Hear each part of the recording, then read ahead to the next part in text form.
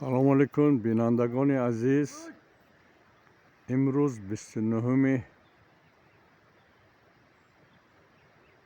ایول سال 2026 اینجا خواجگی دهقانی دکتر طاهری در دهه پوتخین.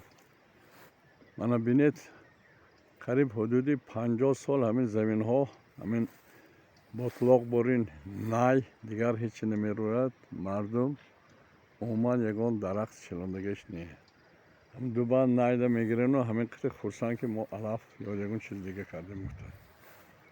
من حاضر بینید قسمتی پایانی همین خواجگی دهقانی که طولی از سال 11 اینجانی دکتر طاهری با دست خود درخت های زیاد آورده شلوند اینجا با یک باغ خوشمنظره شده رفت.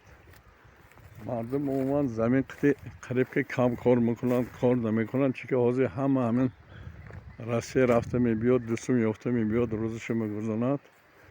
سالهای قبل مردمی همینجا تماما رسیه نمیرفتن، مرد کاری قریب نبود، زمین کار میکردن.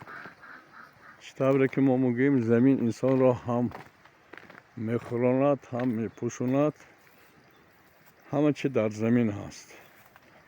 و من اگه مقایسه کنید قسمتی بالای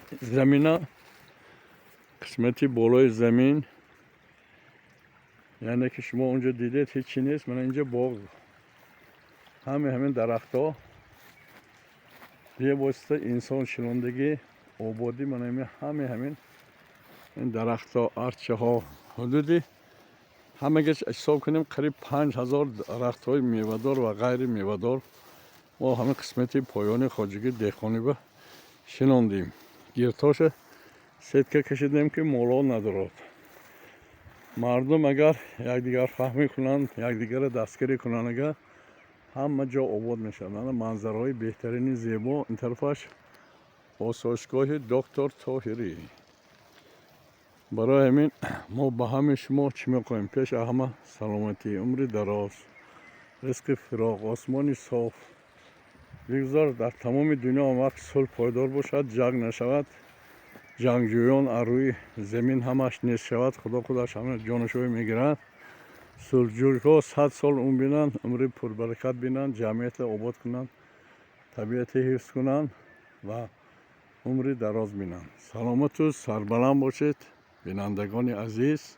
یوتیوب کانال دکتر طاهری.